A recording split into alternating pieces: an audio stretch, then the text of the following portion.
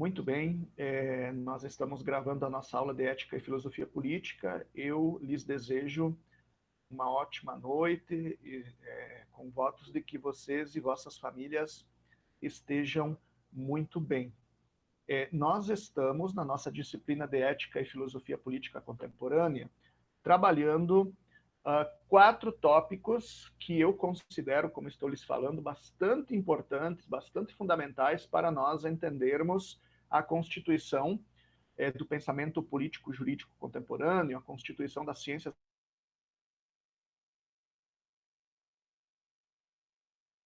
humanas e sociais, a teoria política se desenvolve para e passo os movimentos histórico-políticos, a evolução histórico-política de nossas sociedades, a própria história, então, a própria dinâmica política das nossas sociedades. E isso que é o mais impressionante nesse caso, é que nós estamos, digamos, na própria construção teórica, concomitantemente, no caso, as experiências, e como vocês viram nas primeiras aulas, as experiências traumáticas geradas no contexto do século XX, ok? E portanto, também que nos são legadas em termos de desafios, em muitos casos com certas continuidades no contexto do século XXI. E isso aplicado, então, para a nossa disciplina, nos permite selecionar esses 4 tópicos que eu falei para vocês como considerando centrais para esse período de tempo que eu chamei aqui de contemporâneo, a saber,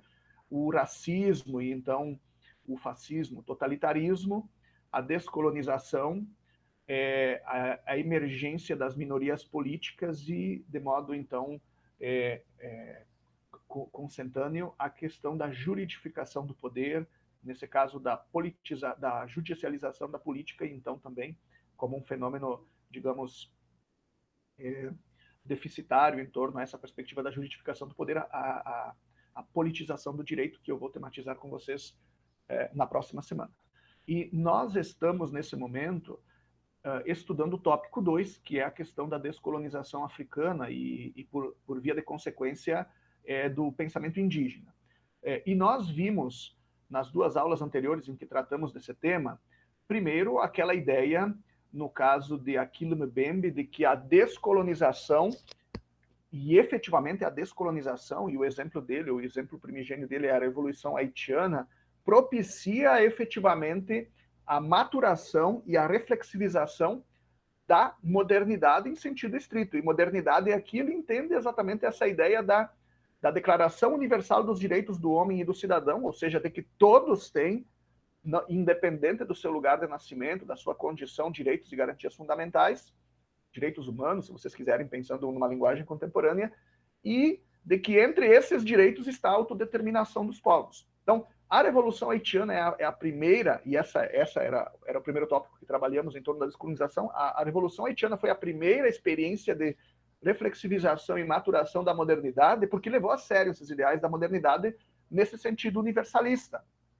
Contrariamente, mais uma vez, aos déficits do contexto da Revolução Francesa, no que tange a restringir os direitos do homem e do cidadão, exatamente a esse fulano que é o homem branco liberal, digamos assim, próprio ao contexto francês. Lembrando que, se vocês pegarem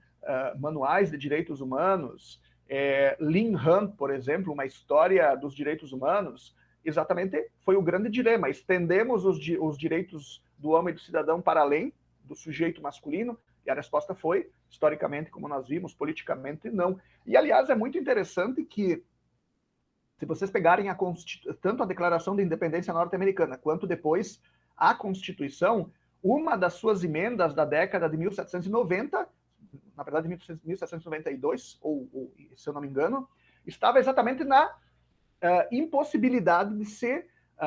modificar a cláusula da escravidão. Então, por pelo menos, se eu não me engano, 10 a 20 anos, a Constituição norte-americana, que tem aquela limitação temporal, como todas as constituições têm, digamos assim, estaria impossibilitada de sofrer alterações em termos do constituinte derivado no que se refere, então, à escravidão, que continuaria, então, legítima, não obstante, mais uma vez, vejam a ideia de uma revolução em nome dos direitos naturais. Então, isso é muito interessante, porque ele se enquadra, esse primeiro tópico que nós trabalhamos em Achille Mbembe, se enquadra nessa ideia de que a modernidade e os ideais da modernidade ficaram presos ou a uma perspectiva de etnocentrismo cultural, ou então, o que é mais pungente ainda, de racismo estrutural, e nesse sentido de que, como nós vimos ontem nas falas muito pungentes do Aimé Césaire, e aliás muito pungentes porque, entre outras coisas, ele é um excelente escritor, um excelente literato. Então, como nós vimos ontem, essa perspectiva da modernidade foi exatamente parcializada e, portanto, perdeu o seu viés propriamente universalista na medida em que se manteve dinamizada pelo racismo estrutural. E o segundo ponto importante também, nessa correlação de Achille Mbembe e de Albert Memmi, esteve, isso nós vimos na aula anterior de modo muito claro, nessa ideia de que a descolonização africana é, na medida em que combate, recusa o racismo estrutural, efetivamente o momento da abertura humana em termos de possibilidade de produzir caminhos evolutivos, escolher critérios, enfim, desde os quais a nossa constituição, a nossa dinamização cotidianas de fato se dariam. Porque enquanto há essa perspectiva de racismo estrutural, nós temos o apagamento da história, a ossificação das relações sociais e, portanto, a eterna repetição do mesmo, a saber, da violência simbólico-material própria a esse dualismo maniqueísmo antropológico. Então, é com a descolonização que nós temos também, concomitantemente a essa reflexivização e a essa maturação, a essa radicalização da modernidade, a questão, no caso, da abertura, do aberto, que o Achille Mbembe citava ontem, no sentido de que, de fato, a partir dali, se poderia, a ação humana poderia, dos indivíduos e dos grupos entre si mesmos, por si mesmos, poderia, então, essa ação humana, de fato, gerar o novo, gerar a reflexivização de vida, e não é mero acaso que nós estamos vendo aqui nos textos de descolonização africana estudados, que o grande problema é o racismo e a grande questão está exatamente em sairmos da clausura da raça, para usar mais uma vez os argumentos de Fanon e de Achille Mbembe. Os dois tópicos a mais que eu quero tematizar dos autores da descolonização africana, dado o tempo exíguo que nós temos, dizem respeito ao que nós veremos hoje como a unidimensionalização, a massificação da história colonial e consequentemente, também a perspectiva da normalização do sadismo, isso que o Albert Memmi vai chamar do complexo de Nero da colonização, ou seja, quanto mais o colonizador arrefece a colonização e os processos colonizatórios, mais acirra-se a violência contra os sujeitos colonizados. E eu vou mostrar para vocês alguns exemplos, normalmente, da África belga, no caso, em relação a essa questão, concomitantemente, mais uma vez, a essa questão da reconstrução unidimensional da história colonial com uma história dos desbravadores, pelos desbravadores, e em benefício deles, e principalmente do contexto dos povos que eles efetivamente colonizam, no caso. E o outro tópico que nós vamos ver só na próxima aula de segunda-feira, então, diz respeito a isso que eu lhes chamei a atenção no final da aula de ontem, da ideia fanoniana de uma sociedade sem mediações, enquanto efetivamente dinamizando as sociedades coloniais calcadas, então, no racismo cultural. Okay? Então, muito interessante, são ideias que, como nós podemos ver, são pungentes para nós pensarmos, se não todos os aspectos, pelo menos algumas questões interessantes que se mantêm no âmbito da constituição dos nossos regimes democráticos, dos nossos estados democráticos de direito, e então das relações sociais próprias a estas sociedades pluralistas e universalistas que nós entendemos em termos de democracias ocidentais. Muito interessante, então, e eu começo na nossa aula de hoje com esta questão do colonialismo como falsificação e unidimensionalização da história. O colonialismo, então, também como consequência, enquanto normalização da violência racial. E lembrem de um exemplo comentado de passagem ontem pelo Márcio,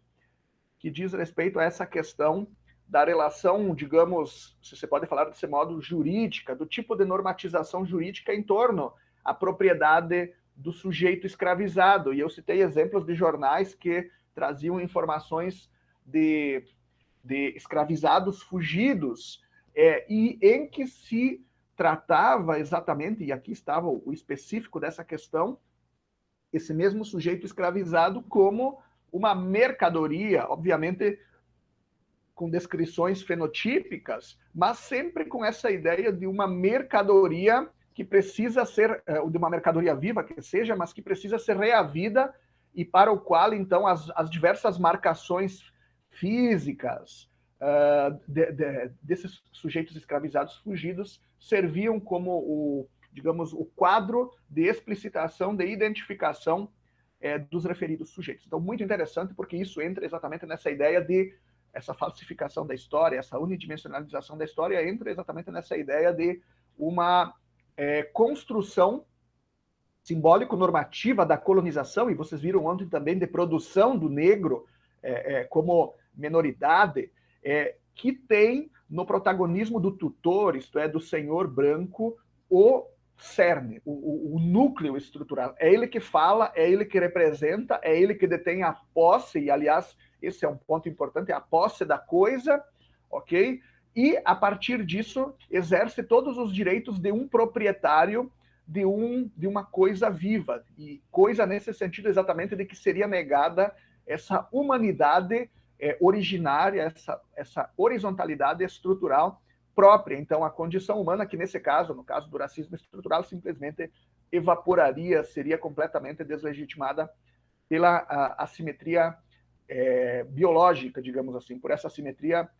essencialista e naturalizada do branco em relação ao negro. E eu começo, hoje nós vamos estudar de modo mais específico esse texto do Albert Memmi, Retrato do Colonizado, precedido pelo Retrato do Colonizador. Eu começo, no caso, com esta ideia que, para Memmi, aparece em todas as grandes tradições coloniais, a saber de que há um retrato idílico, heróico, humanista do colonizador, obviamente produzido por ele mesmo e para ele mesmo, em primeiro lugar, de que ele vem aos trópicos, ele vem, enfim, à selva e aos selvagens, trazendo a luz da civilização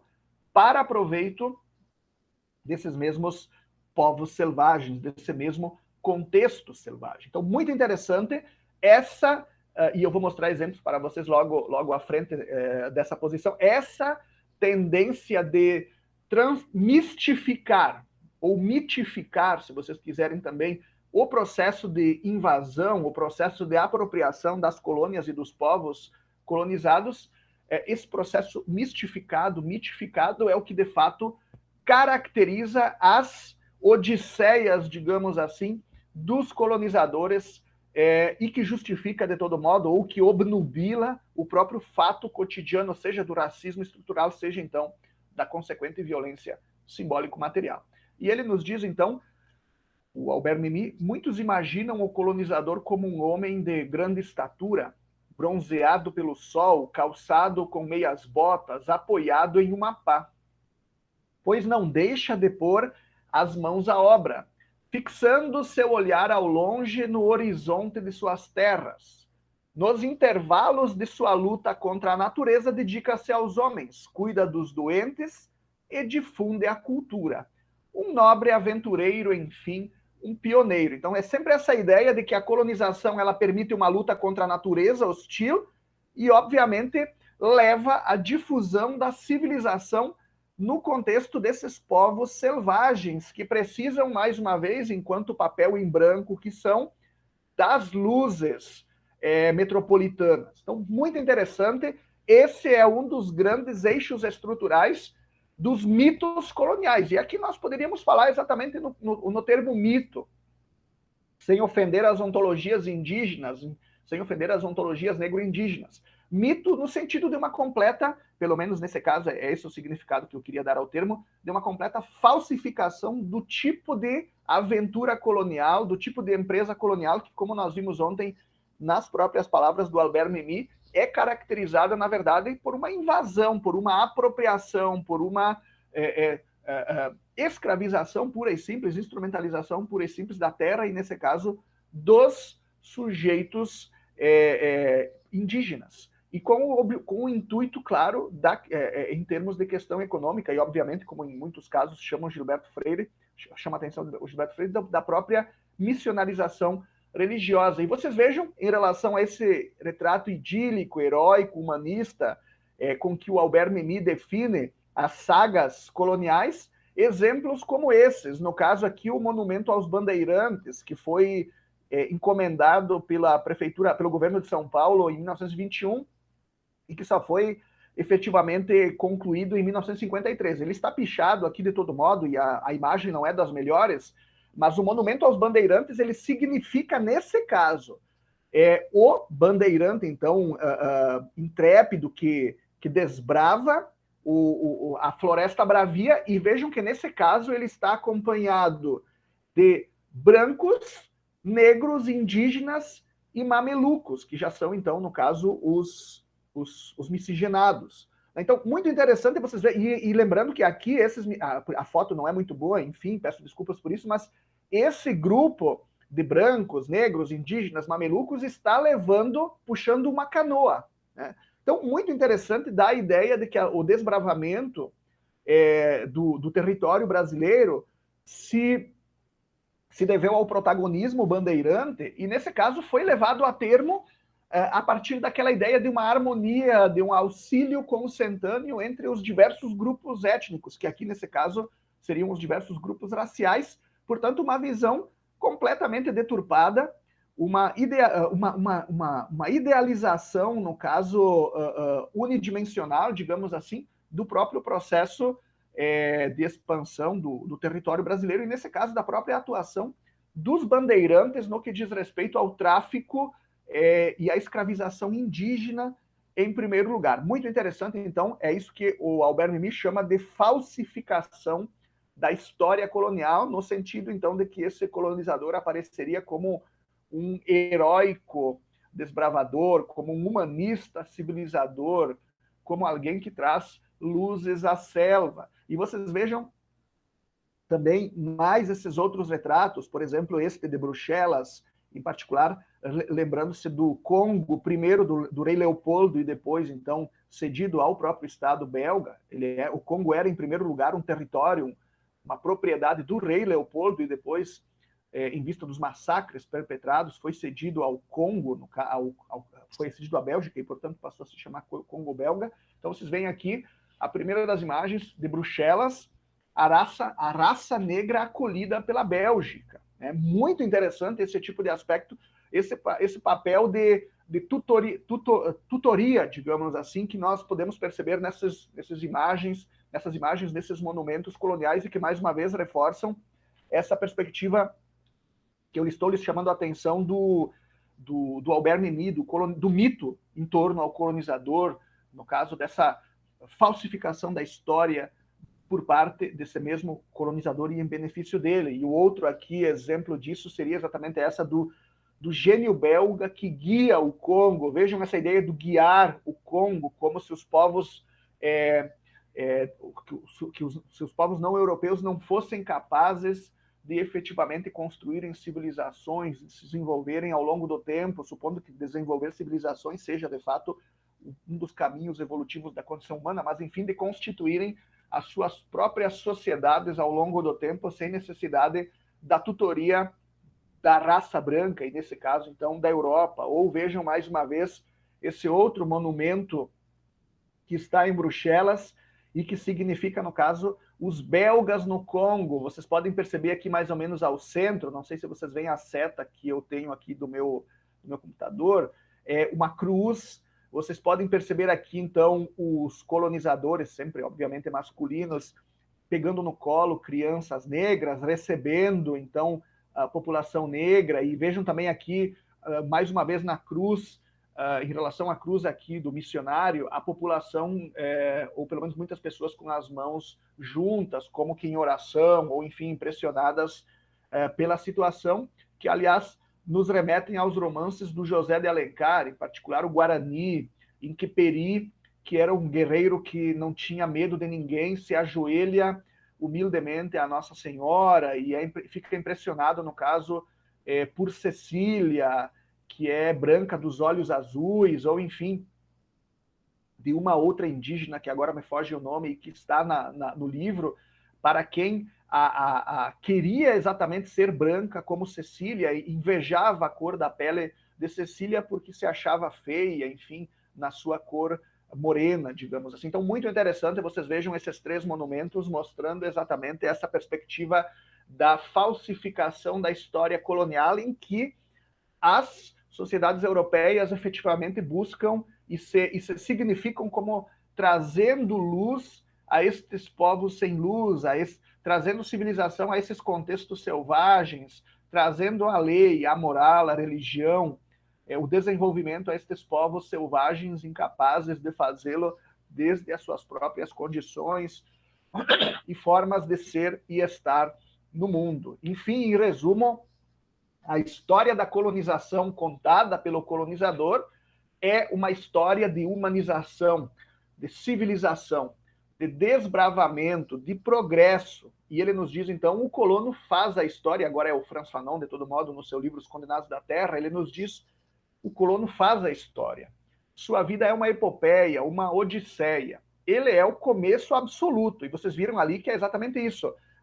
No caso, vejam, o gênio belga guiando o Congo. É a partir desse momento que, de fato, se dá, ou aqui, se vocês pensarem no Monumento aos Bandeirantes, é a partir desse momento de protagonismo do branco que efetivamente se dá toda a dinâmica de ampliação da civilização e de transformação da selva e dos povos selvagens, respectivamente em uma sociedade organizada e em sujeitos civilizados, digamos assim, propriamente humanos. Então, muito interessante. Ele, o colonizador, continuou Fanon, é o começo absoluto. Esta terra, fomos nós que a fizemos. Esse colonizador também é a causa contínua. Se partirmos, tudo estará perdido, esta terra regredirá à Idade Média. Então, o colonizador, vejam, é o começo, é o protagonismo, a força criadora da civilização nos trópicos, do enfrentamento da selva e dos povos selvagens, e é, no caso, como vocês veem pela sugestão de Fanon, exatamente a razão que explica por que essa sociedade continua evoluindo ao ponto, no caso, de se esse colonizador abandonar, enfim, sair da região, tudo regredir mais uma vez às trevas. E é bem interessante, vejam que o próprio discurso hitlerista é um discurso que caminha nesse tipo de lógica. A colonização, o desenvolvimento da civilização se deve a raças arianas, a raça ariana, e na medida em que essa raça ariana ou entre miscigenação ou então abandona o lugar, tudo mais uma vez retorna à obscuridade e a civilização em pouco tempo desaparece. Por quê? Porque raças inferiores não são capazes de protagonismo civilizacional, de autoconstituição humana ao longo do tempo. Isso só é possível pelas raças superiores, e nesse caso aqui especificamente da argumentação de Albert Memmi por parte, essa questão da constituição do humano só por parte do colonizador branco. E ele complementa, então, diante deles, os colonizadores brancos, no caso, os seres embotados, atormentados interiormente pelas febres e pelos costumes ancestrais, constituem um quadro quase mineral, isto é, um quadro quase biológico, animal, natural propriamente dito, no dinamismo inovador do mercantilismo colonial. Então, mais uma vez, essa ideia de que a história colonial é uma história demarcada pelo protagonismo, pela doação, digamos, pela intenção do colonizador branco, no caso, em levar civilização, cultura, enfim, levar a humanização, a humanidade aos trópicos e frente, mais uma vez, a estes povos selvagens, digamos assim. Muito interessante esse aspecto, e lembrem mais uma vez ontem, então, da invectiva do Hobbes. O estado de natureza tem a sua imagem histórica em sentido estrito nos indígenas da América, exatamente na medida em que eles seriam incapazes de alcançar, no caso, o estágio do Estado de Direito, do direito, enfim,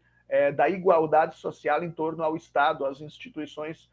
políticas, digamos assim. E isso, se nós pensarmos agora, então, mais uma vez, na argumentação de Memmi e de Fanon, seria possível a partir, então, do contato, nesse caso, do protagonismo do colonizador frente ao colonizado, para com o colonizado. E é nesse sentido E é nesse sentido que nós compreendemos, por um lado, a questão da falsificação da história, e, por outro, então, exatamente a intenção que está por trás, no caso do projeto colonial, que é produzir e reproduzir permanentemente a colônia, a relação de colonialidade, e, nesse caso, o colonizado enquanto um sujeito menor, menorizado, escravizado. Então, a grande intenção, e esta digamos, é o tipo de dinâmica político próprio à colônia. O apartheid é um exemplo muito claro, conforme nós vimos em aulas anteriores. O grande núcleo, enfim, como eu dizia, constitutivo, o grande núcleo político constitutivo da colônia é exatamente o travamento, a ossificação das relações sociais e, no caso dos sujeitos nela presentes, em termos do racismo estrutural, porque é isso que permite a despolitização, a naturalização das relações sociais, dos sujeitos sociais, e, portanto, uma empresa colonial assimétrica que não encontra nenhuma moderação, que não encontra nenhum limite e, principalmente, que não tem nenhuma sensibilidade em relação a esses mesmos sujeitos escravizados. E o Albert Memmi nos diz, em torno a isso, o colonialista jamais decidiu-se a transformar a colônia à imagem da metrópole e o colonizado à sua imagem.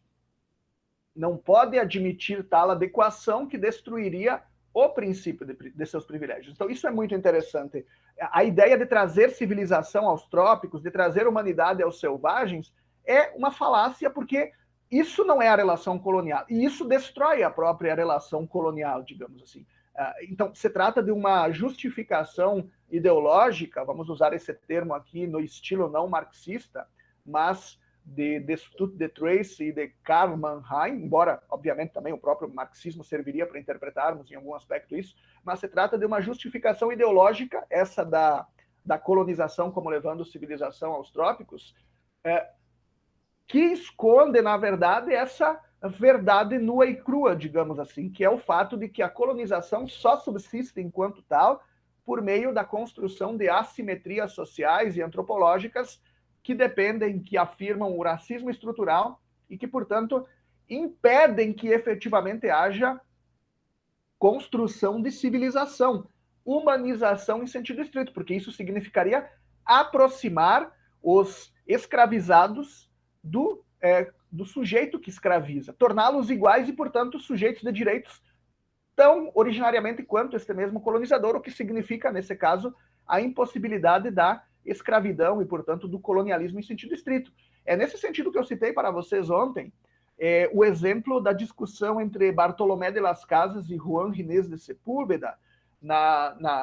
em 1554, se não me engano, mas enfim, entre 1540 e 1560, acerca de se indígenas teriam alma ou não, e nesse sentido, se seriam iguais ou não aos colonizadores europeus. E a resposta final foi, enfim, que não teriam, ou que se tivessem, ainda assim, precisariam da tutoria colonial, da tutoria branca, da tutoria cristã, para efetivamente alcançarem a maturidade antropológica que eles de si mesmos e por si mesmos não seriam capazes de fazê-lo. Então, isso é muito interessante, porque nos vem, mais uma vez, em mente essa afirmação importantíssima, no caso de Albert Memmi, de que, no caso, é uma falácia essa da civilização nos trópicos, porque ela, se fosse efetivamente implantada, não seria e não viabilizaria o próprio regime colonial como um todo. E é nesse sentido, então, que o Albert Memmi vai chamar exatamente a atenção para o fato de que o colonizador realiza um esforço muito grande nesse sentido de falsificação da história colonial, de apagamento, e, portanto, nesse caso, em sentido genérico, de fundação da nação colonial. Em segundo lugar, de apagamento da memória, e nesse caso, de apagamento das memórias indígenas, das memórias negras, no caso, destruição dos seus textos fundadores, destruição das suas práticas culturais, etnocídio em muitas situações, remoções forçadas, desterritorializações, catequização, diga-se de passagem, e, finalmente, então, também de reescrita dos textos fundadores. Este é um dos eixos estruturais e, como nós vamos ver agora, mais importantes até do que o próprio domínio prático,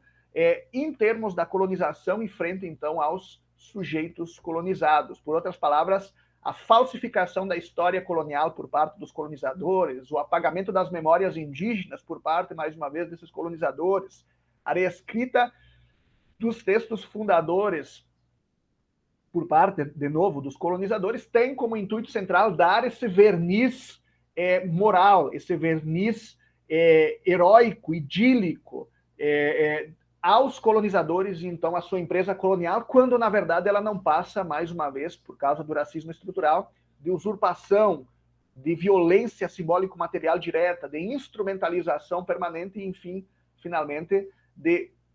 rapina das riquezas e dos povos colonizados e, portanto, de enriquecimento, como nós vimos ontem no caso de Aimé Césaire e do próprio Memmi, das metrópoles no sentido estrito. E ele nos diz, então, aceitar-se como colonizador seria, essencialmente, como dissemos, aceitar-se como privilegiado não legítimo, quer dizer, como usurpador. Por outras palavras, o usurpador sabe que é usurpador, sabe que é ladrão, assassino, estuprador, enfim, sabe que vem tomar posse de algo que não é seu e que nunca foi seu. O usurpador, sem dúvida, reivindica o seu lugar e, se necessário, o defenderá por todos os meios. Ou seja, ele sabe que exerce uma perspectiva de violência e ele não abre mão disso, inclusive porque o que lhe interessa é a riqueza colonial e, nesse caso, inclusive, a força humana e o próprio valor dessa força humana. Lembrem lá do Marcelo ontem nos colocando do comércio de escravos como uma das atividades mais rentáveis da atividade mercantil moderna, no caso do capitalismo moderno, que seria o capitalismo que se dá de 1500 a mais ou menos 1850, quando nós temos, então, essa perspectiva da Revolução Industrial, capitalismo mercantil e financeiro, no caso, que tem como um dos eixos exatamente o domínio, a monopolização das riquezas coloniais. Vamos pensar nesse aspecto Espanha e Portugal, ou mesmo Inglaterra, França e Países Baixos, que de fato dinamizam nesse momento a corrida pelas colônias de América, de África, do Oriente, inclusive em muitos casos, né? Então, muito interessante, mais uma vez, o colonizador, retomando aqui o argumento, sabe que exerce uma empresa ligada à violência simbólico-material e, portanto, nesse caso, em que se trata de uma postura eventualmente imoral, digamos assim. Ele admite essa situação e é nesse contexto, como nós vamos ver agora, que se trata de construir todo o arcabouço ideológico da colonização como obra civilizacional da empreitada colonial, como humanização dos povos selvagens. E ele complementa, então, admite, porém, que reivindica um lugar usurpado. Isto é, no momento mesmo em que triunfa, em que o colonizador é vitorioso, admite que triunfa dele mesmo uma imagem que condena. Isto é vitorioso o bandido, no caso, o criminoso propriamente dito, que rouba, mata, escraviza, estupra, etc. E lembrando que essa perspectiva do estupro é uma das gêneses do estupro da mulher indígena e negra, é uma das gêneses exatamente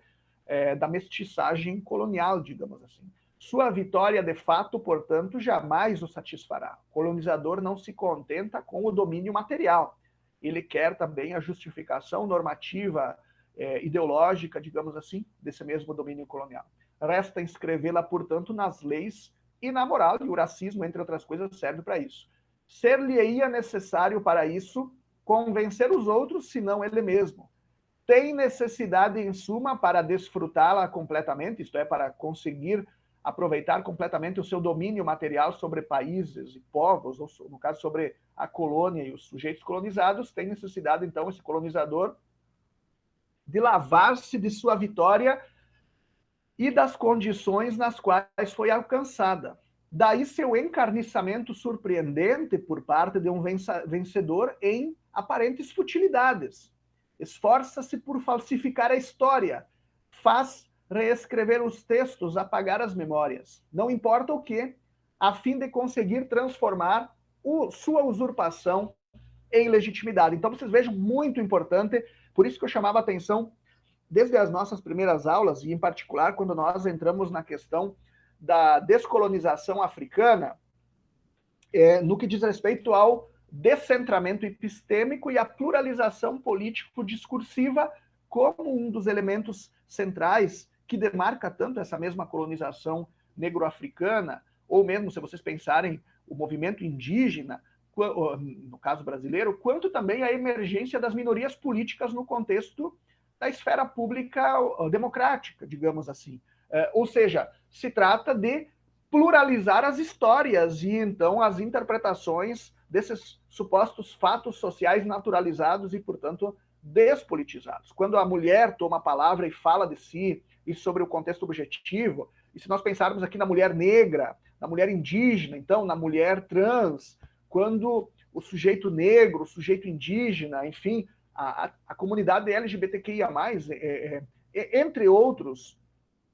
sujeitos sociopolíticos, assume essa ideia de uma linguagem desde si por si mesma, essa questão da descentração epistêmica e da pluralização político-discursiva permite, então, construções, interpretações alternativas e, então, efetivamente, o conflito hermenêutico, o conflito normativo sobre não só as interpretações, mas também as correlatas transformações, reformas institucionais tendentes, então, a desconstruir-se esse estado de coisa, ou, eventualmente, como nós vemos nos regimes regressivos, as tendências institucionais a abafar, invisibilizar, silenciar a emergência política, e, no caso, essa perspectiva de descentramento epistêmico, de pluralização político-discursiva dos grupos minoritários. Então, muito interessante, mais uma vez, que essa ideia que eu lhes comentava do descentramento epistêmico e da pluralização político-discursiva, ela se encontra um dos seus sentidos mais fundamentais nesse aspecto de se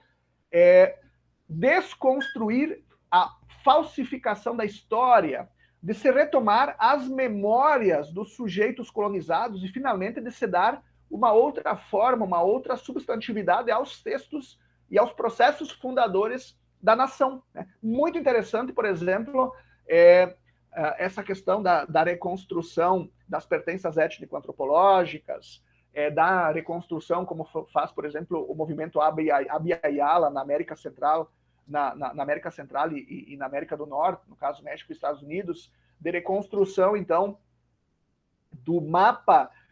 linguístico-cultural, do mapa conceitual, do mapa das ontologias próprias aos povos, vamos colocar aqui, pré-colombinos, ou então mesmo, se vocês pensarem aqui no caso das sociedades indígenas peruanas, bolivianas, do reino de Tahuantinsuyo, só para dar exemplo para vocês, mas vamos pensar aqui na própria questão da cultura afro-brasileira, né? Vamos na lei agora 11.000 e alguma coisa de 2008, sou péssimo para guardar números, me perdoem, que de fato torna obrigatório o ensino de história e cultura afro-indígena, africana e afro-indígena, no caso, nas nossas escolas, como uma forma de efetivamente se reconstruir o nosso passado e, portanto, mostrar tanto as contradições desse passado, quanto exatamente as condições que nos permitiram gerar isso que nós somos hoje, em termos, vamos pensar aqui, de sociedade brasileira. Então, muito interessante. A atitude colonial fundacional não é e não consiste apenas, e talvez nem principalmente, no domínio material, na escravização pura e simples, na posse do território dos povos, nesse caso, da violência, no estupro, na usurpação. Não consiste nisso. Na verdade, se direciona a essa construção de uma história unidimensional, de uma perspectiva ideológica em torno ao que de fato representa a evolução, e como vocês viram aqui, o que representa de fato a colonização, e vocês viram aqui, no caso, exatamente essa ideia da empreitada civilizacional e humanista dessas nações colonizadoras em relação às sociedades, e no caso aos povos colonizados, e isso é extremamente interessante. E, por outro lado, esconde ou tenta, como ele já nos tinha chamado a atenção antes, tenta esconder essa ideia de que, na verdade, se trata de uma violência direta e permanente, nessa perspectiva de reprodução permanente da assimetria antropológica entre senhor e escravizado, senhores e escravizados, isto é, sujeitos e objetos, por meio do racismo colonial. E é nesse sentido que o Albert Memmi vê emergir, digamos assim, no âmbito do racismo estrutural, essa perspectiva do complexo de Nero, isso que ele chama de complexo de Nero, ou seja, esse acirramento do ódio racial do colonizador em relação ao sujeito colonizado, na medida em que, por um lado, esse sujeito colonizador depende para o seu enriquecimento e a sua supremacia exatamente da instrumentalização dos sujeitos escravizados, mas, por outro, não consegue consentaneamente vê-lo e estar próximo dele ao longo do cotidiano, e isso geraria, então, essa atitude de violência cada vez mais incisiva conforme se acira o próprio movimento de exploração desses mesmos sujeitos colonizados. E eu vou mostrar para vocês adiante um pouco desses exemplos práticos, dentro dos quais, então, se ramifica essa perspectiva do complexo de Nero, ou seja, o acirramento da violência racial, concomitante, no caso, a própria intersecção cada vez mais profunda entre senhores e escravizados, nesse sentido de favorecer-se a empresa colonial, portanto, cresce-se a exploração e cresce-se concomitantemente a violência racial caudatária dela. E aí, vejam, ele nos diz: aceitando-se como colonizador, aceita ao mesmo tempo, embora tenha decidido ir além, o que esse papel implica em condenação aos olhos dos outros e aos seus próprios. Ou seja, na medida em que o colonizador se aceita e aceita todas as exigências íncitas ao projeto colonial, isto é, o racismo estrutural, a massificação, a instrumentalização pura e simples dos sujeitos escravizados, na medida em que ele aceita isso, ele também assume todas as consequências morais caudatárias dessa relação. Essa decisão não lhe traz de forma alguma uma bem-aventurada e definitiva tranquilidade de alma. Por isso, inclusive, esse motivo de falsificação da história que Albert Memmi diz ser um dos grandes esforços dos colonizadores. Ao contrário, o esforço que fará por superar essa ambiguidade será uma das chaves para a sua compreensão. Ou seja, como o colonizador efetivamente concilia colonização material, portanto, a violência simbólico-material direta, e, por outro, as exigências de uma visibilidade para si e para os outros em termos de um sujeito ainda humano, se é que sobra alguma coisa de humano nesse mesmo colonizador. E aí, vejam, ao contrário, o esforço que fará por superar essa ambiguidade, como eles diziam, será uma das chaves para a sua compreensão. E as relações humanas na colônia talvez tivessem sido melhores, menos ruinosas para o colonizado se o colonialista se houvesse convencido da sua legitimidade. Em suma, o problema apresentado ao colonizador que se recusa é o mesmo com que se defronta o colonizador que se aceita, que é o dilema de se, de fato, ele está ou não assumindo um comportamento moral, humano. Somente suas soluções diferem. A do colonizador que se aceita transforma-o infalivelmente em colonialista. E nesse caso, então, o complexo de Édipo significa exatamente, primeiro, a aceitação do fato do colonialismo, e nesse caso da escravidão, como algo natural, como algo justificado biologicamente, ou então religiosamente. Lembrem aqui no caso do manifesto do Partido Nacional da África do Sul, para perceberem que não se trata apenas do argumento da raça, do argumento genético fisiológico, mas também do argumento da comunidade étnico-religioso-moral de origem e de destino, e nesse caso, então, por meio do apelo à religião, no caso específico do Partido Nacional, a religião cristã, no caso. Muito interessante. Então, o colonialista que aceita o colonialismo, que se aceita como colonialista, assume exatamente essa perspectiva de normalização, de regularização da violência cotidiana contra o escravizado como seu eixo estruturante e como, mais uma vez, conforme eu estou lhes falando, algo completamente coerente ao tipo de estrutura racial, nesse caso fisiológico-genética, ou então étnico-religiosa própria a essa relação antropológica assimétrica entre o colonizador e o colonizado. E aí, então, qual é efetivamente a postura que surge daí, isto é, daquele colonizador que se aceita enquanto tal e, portanto, que normaliza o colonialismo e então o racismo estrutural? E ele nos diz como pode a usurpação tentar passar por legitimidade. Duas operações parecem possíveis: demonstrar os méritos eminentes do colonizador, lembrem dos monumentos de antes, né? Como vocês viram aqui, esse em particular do Congo, o gênio belga que guia o Congo. Então, a primeira a primeira questão interessante, importante da colonização, da justificação normativa da colonização é exatamente mostrar os méritos do colonizador, né, e os deméritos do colonizado. Portanto, essa assimetria antropológica de que eu lhes falava há pouco tempo. E eu repito essa passagem, demonstrar os méritos eminentes do usurpador,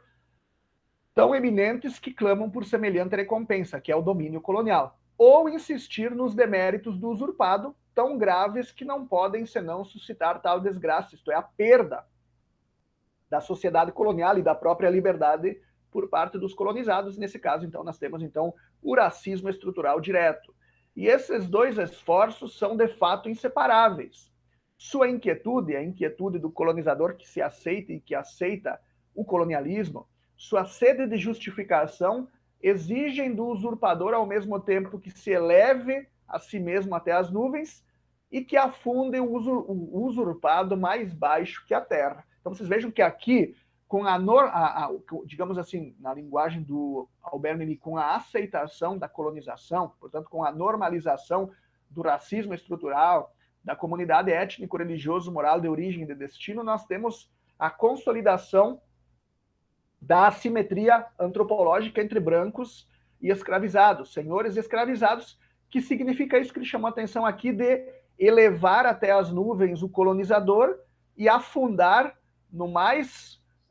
recôndito da terra o colonizado. Além disso, continua o Memmi, tal complementaridade não esgota a relação complexa desses dois movimentos.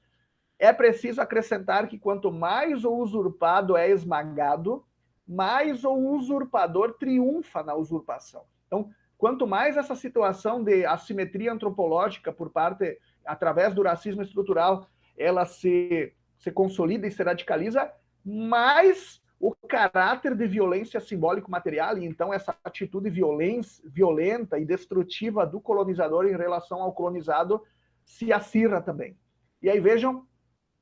por conseguinte, conforma-se na sua culpabilidade e na sua própria condenação. Então o jogo do mecanismo se acentua cada vez mais, aumentando sem cessar, agravado pelo próprio ritmo. Vejam só, portanto, quanto mais se explora, mais se acirra, como eles diziam, essa assimetria antropológica própria ao racismo, mais cresce a violência simbólico-material do colonizador sobre o colonizado, e então se começa esse ciclo de novo em ritmos cada vez mais intensos de exploração, assimetria, violência, que se renovam, enfim, gradativamente ao longo do tempo em termos de sociedade colonial. No fim, o usurpador tentará fazer desaparecer o usurpado, cuja simples existência o coloca como usurpador, cuja opressão cada vez mais pesada o torna a si mesmo cada vez mais opressor. Ou seja, no que diz respeito ao aspecto das relações morais entre o colonizador e o colonizado, esse acirramento da exploração, da assimetria e da violência implicam também no acirramento, seja da sensação de culpa, digamos assim, seja principalmente das justificações tendentes a eliminar essa culpa, e essas justificações implicam, inclusive, em última instância, na possibilidade de se erradicar a existência dos colonizados da colônia, com, obviamente, a observação de que isso é impossível sem destruir a própria condição de superioridade e de colonialista dos grupos, no caso, que efetivamente dominam a sociedade, a colônia em questão. Nero, figura exemplar do usurpador, é levado assim a atormentar raivosamente britânicos, a persegui-lo. Quanto mais mal lhe fizer, no entanto, mais coincidirá com o papel atroz que escolheu. E quanto mais afundar-se na injustiça, mais detestará britânicos e mais procurará atingir sua vítima, que o transforma em carrasco. Não satisfeito em lhe ter roubado o trono, tentará arrebatar-lhe o único bem que lhe resta, o amor de Júnia. Diz respeito, portanto, à tomada de poder, no caso do Nero, em relação ao sucessor, no caso de Cláudio, que era o Britânicos. Então, muito interessante. Isso faz Nero, isso torna Nero culpado, e as tentativas de digamos assim, esconder a sua culpa, inclusive por meio da violência contra britânicos, só aumentam o seu sentimento de culpado e, finalmente, a percepção dos demais de que é culpado. E então aqui nós temos, mais uma vez, esse arrefecimento às últimas consequências da violência de Nero em relação a britânicos, ao ponto de lhe tirar o único bem que restava, que era o amor de Júnia, ou então, no caso colonial, ao ponto de o colonizador querer, em última instância, se ver livre em sentido último do próprio colonizado. E ele complementa, então, não se trata nem de puro ciúme, nem de perversidade, mas dessa fatalidade interior da usurpação que o arrasta irresistivelmente a essa suprema tentação, que é a supressão moral e física do colonizado. Vejam, portanto, muito interessante, a situação colonial, a assimetria colonial é e está toda direcionada ao lucro econômico. Só que esse lucro econômico é, nas atuações do colonizador, transformado em empresa civilizacional, em atividade humanizadora. E essa contradição entre, digamos, essa avaliação idílica e a prática cotidiana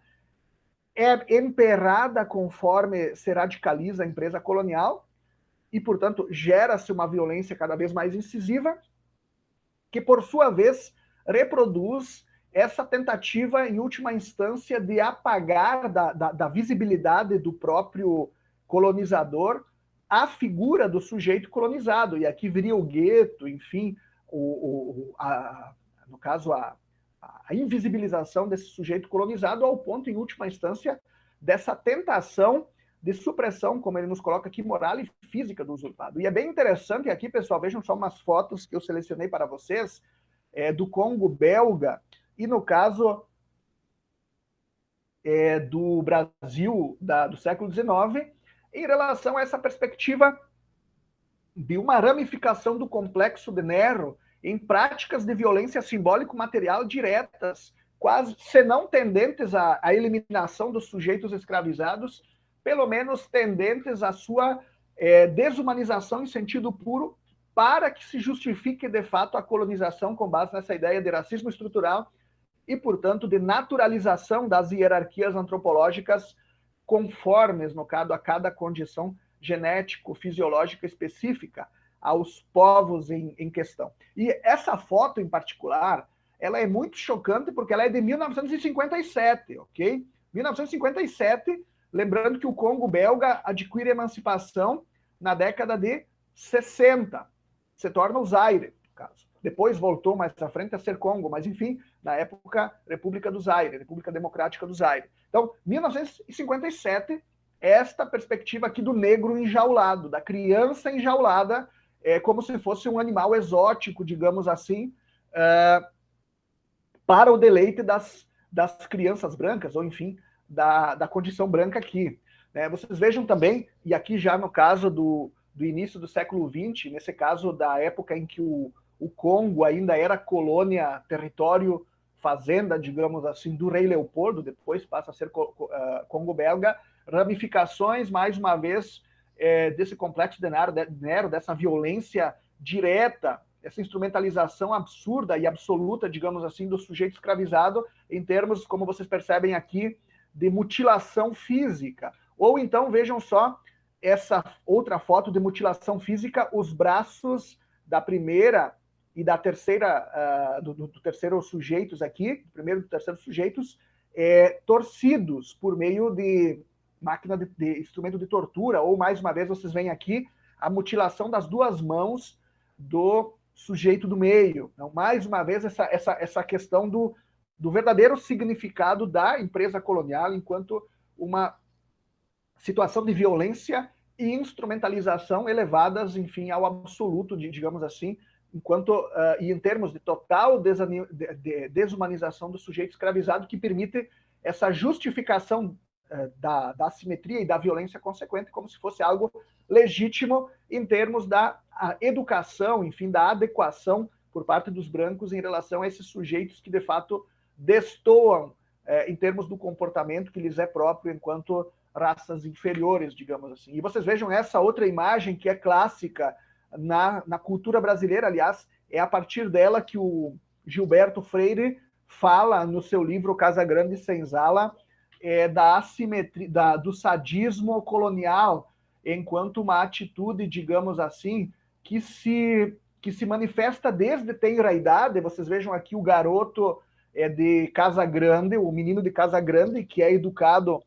para ser o futuro senhor, desde criança. E, aliás, vocês viram aqui mais uma vez essa primeira foto, algo muito similar, no caso, né,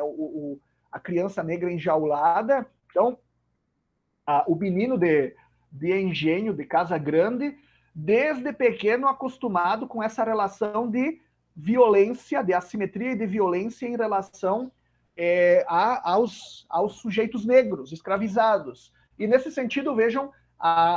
é daqui, como eles dizia, que o Gilberto Freire tira essa dialética entre sadismo do senhor e masoquismo do escravo, enquanto uma das grandes dinâmicas que permitem a constituição da nossa república, digamos assim, seja no âmbito dos partidos políticos conservadores e autoritários, em particular esses que defendem de ontem e de hoje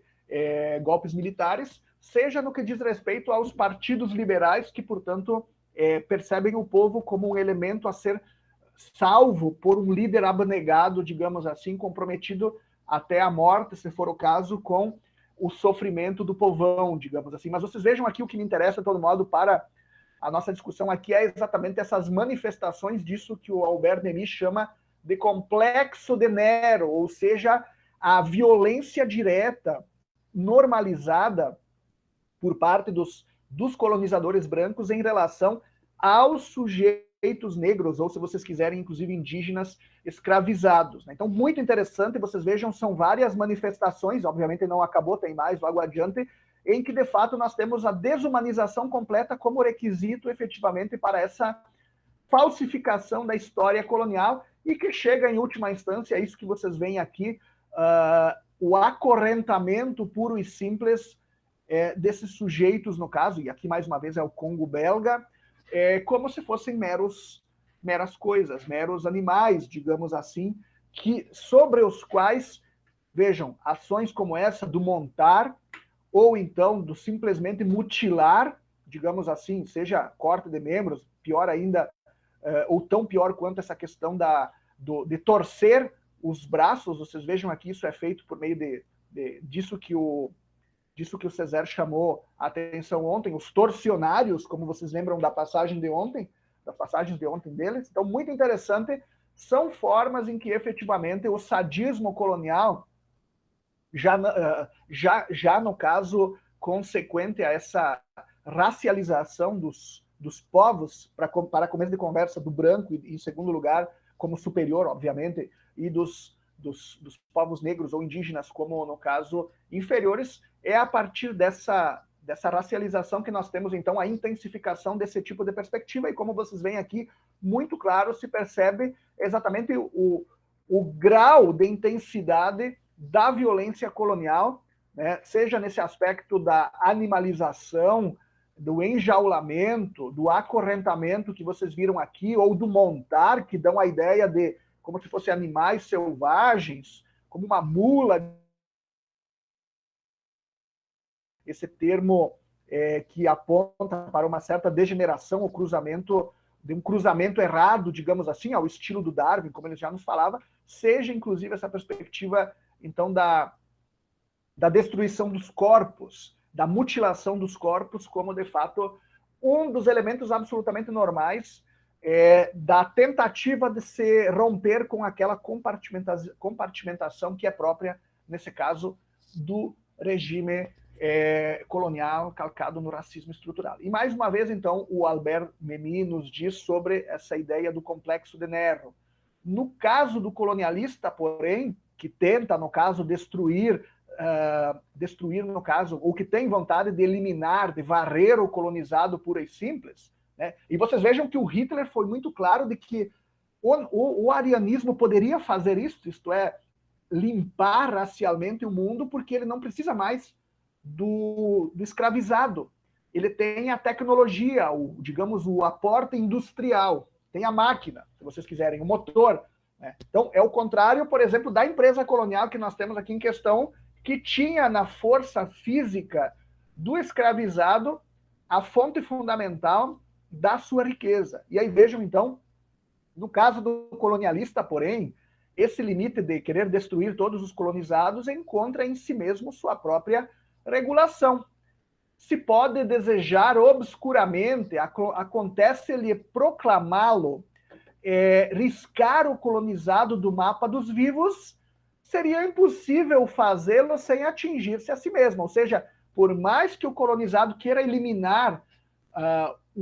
por mais que o colonizador queira eliminar os colonizados dos seus domínios, ele não pode fazê-lo porque com isso ele destruiria a sua própria fonte de privilégio, seja em termos do sujeito superior, o tutor, o dono, seja finalmente da riqueza que ele amealha exatamente em termos da escravidão. Porque vocês vejam bem aqui, questão da escravidão. Você tem uma força humana, uma força muscular, para a qual basta uma alimentação básica e que produz tudo praticamente gratuito, digamos. Então, é praticamente 100% de lucro ou mais, digamos assim. Então, vocês vejam, se trata de algo, e não foi mero acaso nesse sentido que a Constituição americana também previu essa limitação temporal. Isso é muito incrível. Eu descobri isso lendo Direito Constitucional para um dos livros que eu estou escrevendo agora. Então, muito interessante, a própria Constituição norte-americana colocou entre os vários tipos de limite para a reforma constitucional por parte do Constituinte Derivado a proibição de se eliminar a escravidão. Por quê? Porque, de fato, ali está uma fonte ampla, barata e, finalmente, extremamente lucrativa de produção econômica por meio da exploração humana direta. Então, muito interessante, muito interessante. O colonizador não pode eliminar o colonizado em sentido estrito. Mas é por isso que ele arrefece, então, o ódio racial e, nesse caso, os exemplos de sadismo e de violência calcados nessa perspectiva do racismo estrutural. Ele não pode eliminar, mas ele pode, exatamente por meio dessa perspectiva de violência simbólico-material direta, satisfazer o seu sadismo, digamos assim, por meio, mais uma vez, da mutilação, do enjaulamento, enfim, do estupro do sujeito escravizado. Muito interessante, então, essa questão. E vocês vejam que isso é muito similar também aos relatos que nós temos do Brilhante Ustra, se vocês lembrarem de alguns desses relatos, em torno às suas vítimas. Ele sentia sadismo, prazer sádico, no caso, ria, né, por exemplo, a nossa ex-presidente Dilma Rousseff, né, que teve, no caso, aparelho de choque nos genitais, no caso. Né? Então, entre outros, no caso. Então, muito interessante como essa perspectiva do sadismo colonial é um dos eixos, e do arrefecimento da violência colonial, nesse aspecto do sadismo, é um dos eixos estruturantes, nesse caso aqui, do colonialismo, e como eles disseram, se nós ampliarmos um pouco mais, sem nenhum problema, no caso dos próprios regimes fascistas, dos próprios regimes totalitários, e aliás a própria descolonização africana chama atenção, como nós vimos nas aulas anteriores, para esse fato de que Hitler é exatamente parte desse horizonte amplo da perspectiva colonialista, racista, eurocêntrica, no contexto, então, das metrópoles europeias, por parte das metrópoles europeias. E ele continua, então, para alguma coisa serve a infelicidade, ou seja, a infelicidade de ter que conviver com os sujeitos escravizados, com esses sujeitos inferiores lado a lado. A existência do colonialista está por demais ligada à do colonizado. Jamais poderá superar essa dialética. O colonialista, portanto, vejam que ele chamou a atenção logo no início da nossa aula, não tem outro objetivo e não tem outra alternativa política, se se quiser manter colonialista, do que assumir conscientemente o fato do colonialismo e as suas exigências em termos de assimetria e, então, violência simbólico-material direta. O colonialista precisa negar com todas as suas forças o colonizado. E, ao mesmo tempo, a existência de sua vítima é indispensável para continuar a ser o que é. Desde que escolheu manter o sistema colonial, deve procurar defendê-lo com mais vigor do que lhe seria necessário para recusá-lo. desde que tomou consciência da injusta relação que o une ao colonizado, é preciso que se empenhe sem tréguas em absolver-se. Nunca se esquecerá de fazer alarde de suas próprias virtudes. Defender-se-á com raivosa obstinação a fim de parecer heróico e grande, merecendo plenamente a sua fortuna. Então, vocês vejam o duplo aspecto desse complexo de Nero colonial em torno, então, à falsificação da história colonial. A saber, de um lado, o arrefecimento da violência prática. O colonizador quer se livrar, em última instância, do colonizado, mas não pode, porque isso significaria destruir-se a si mesmo e a seu privilégio. Por isso mesmo que ele faz essa violência sádica. E o segundo aspecto importante, então,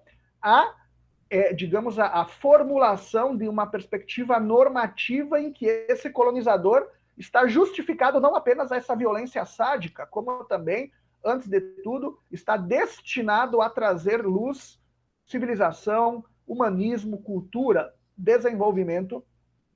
a esse horizonte de selva e de selvagens. Muito interessante esse duplo aspecto, como eles dizem, do complexo de Nero, do colonizador, na perspectiva do Albert Memmi. E ele continua, então, ao mesmo tempo,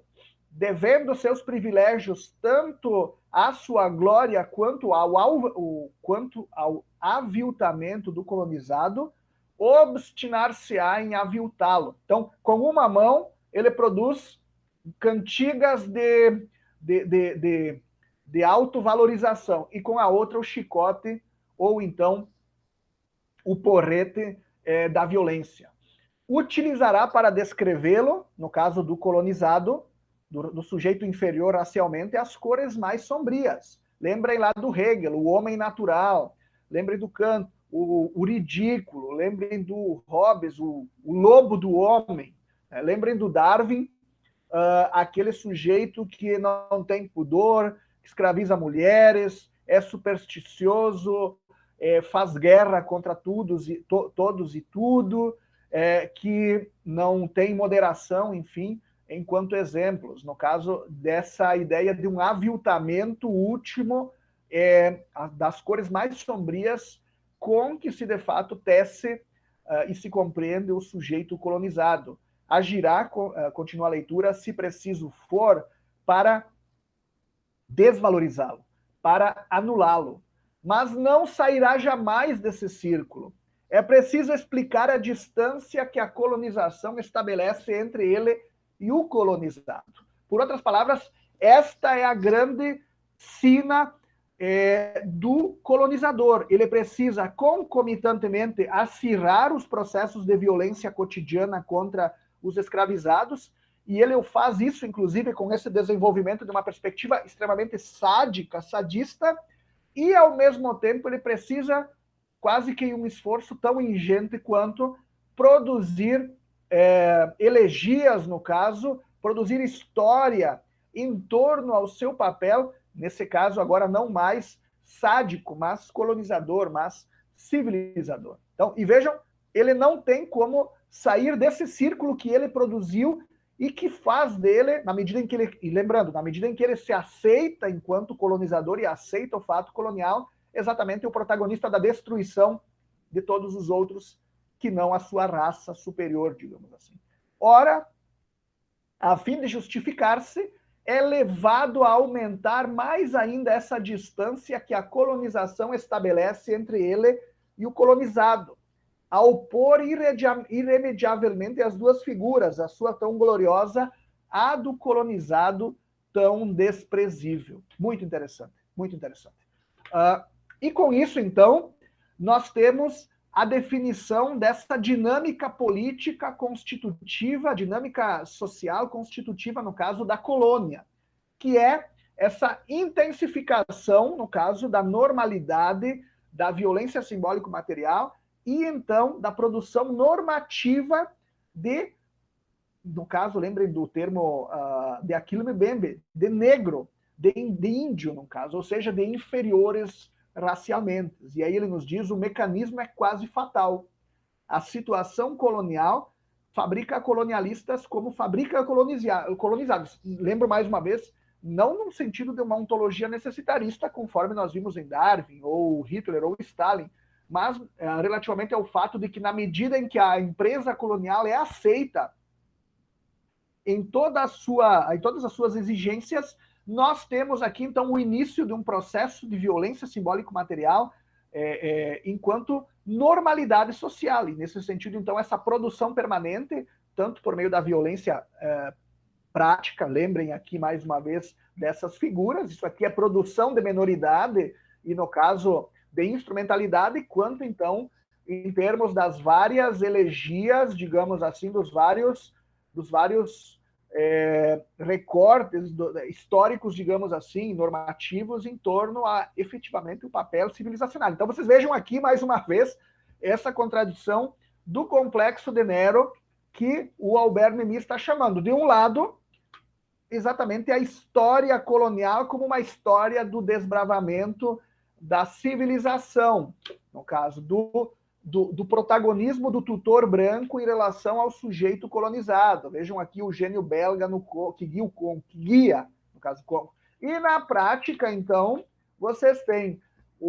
exemplos como esse, o enjaulamento, a mutilação, no caso, essa situação de sadismo, e, finalmente, situações como essa de agrilhoamento puro e simples dos sujeitos racializados. Esse é o mapa colonial, digamos assim, das sociedades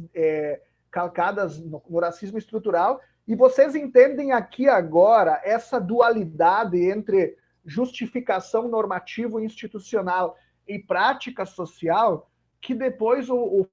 Frantz Fanon vai chamar exatamente do caráter regressivo das sociedades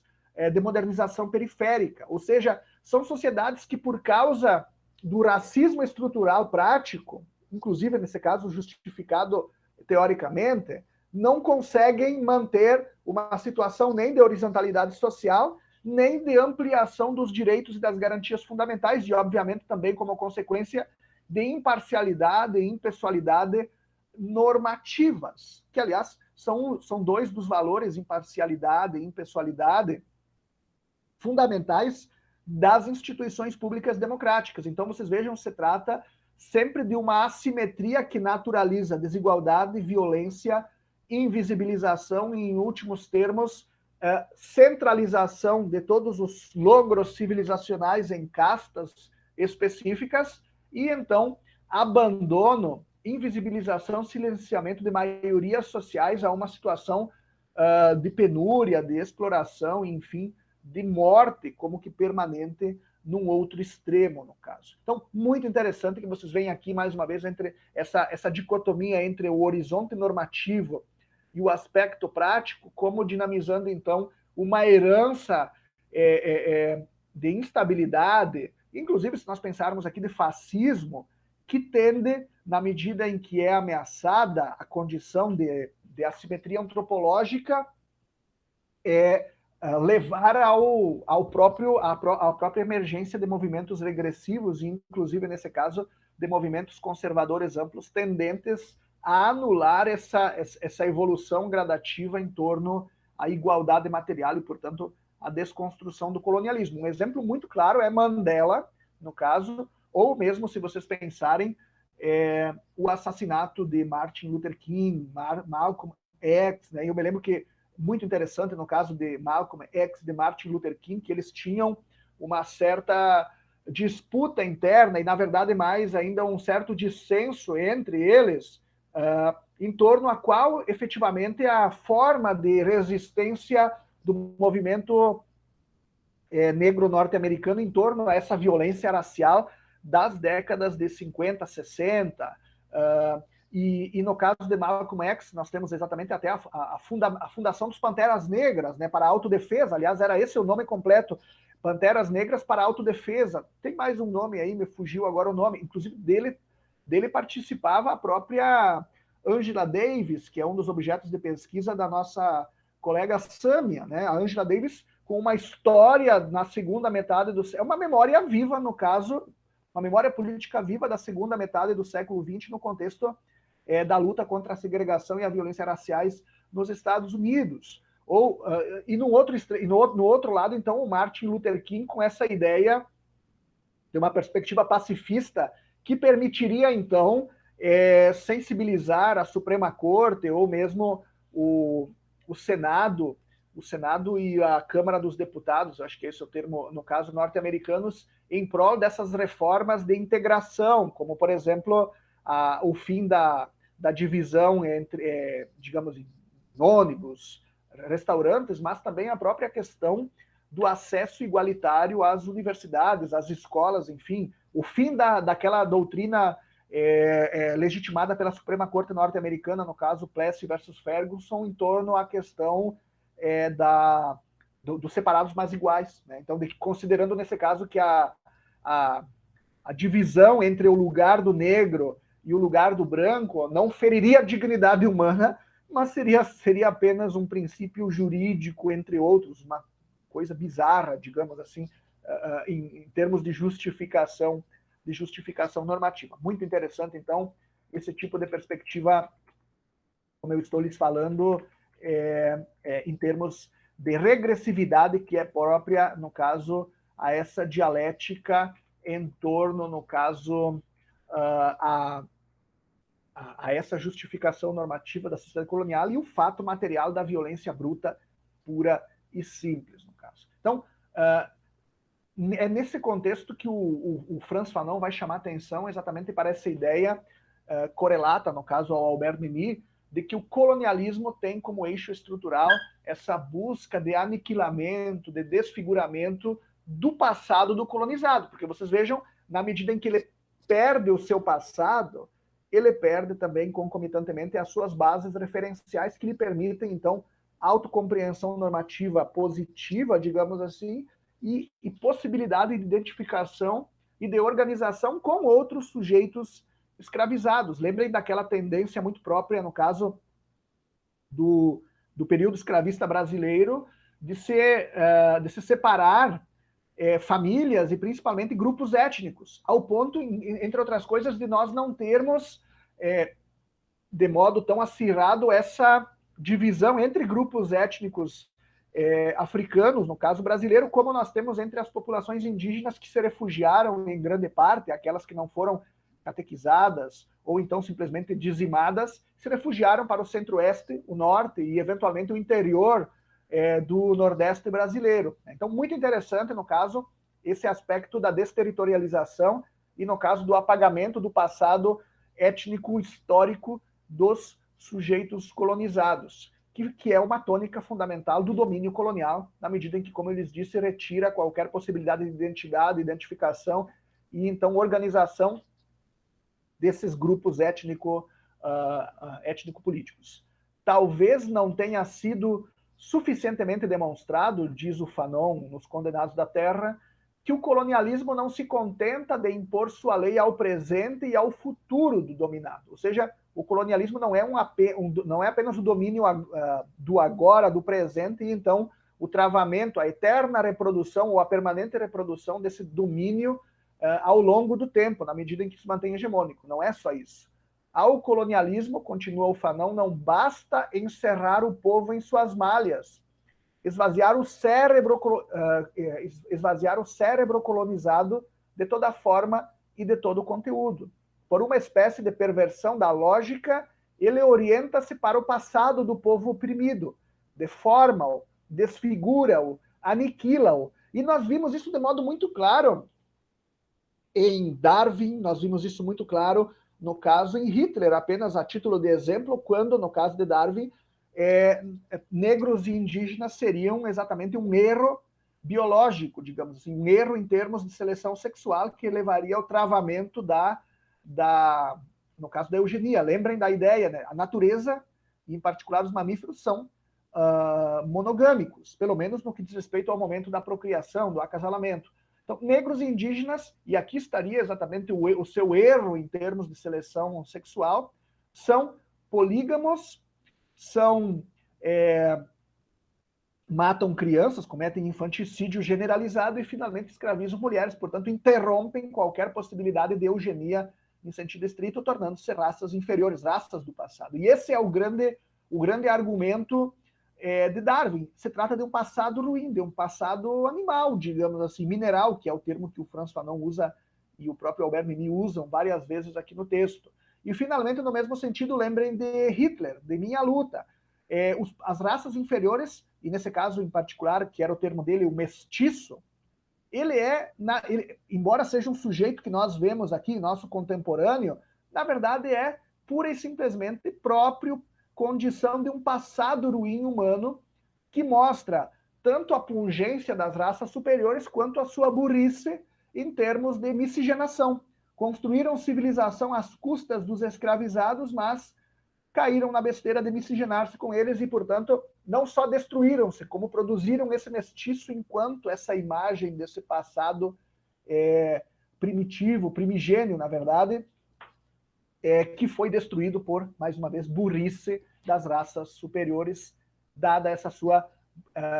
intenção de miscigenação. Essa tarefa, continuou o Fanon, de desvalorização da história do período anterior à colonização, adquire hoje sua significação dialética. Mais uma vez, nesse sentido de que a colonização ataca nessas duas frentes, a frente da exploração e da naturalização, da reprodução da exploração do homem pelo homem, nesse caso em termos de racismo, de escravidão, e de outro, então, nessa busca permanente de apagamento do passado colonial, e nesse caso, então, dos sujeitos escravizados, ao ponto, se vocês perceberem, vamos pensar aqui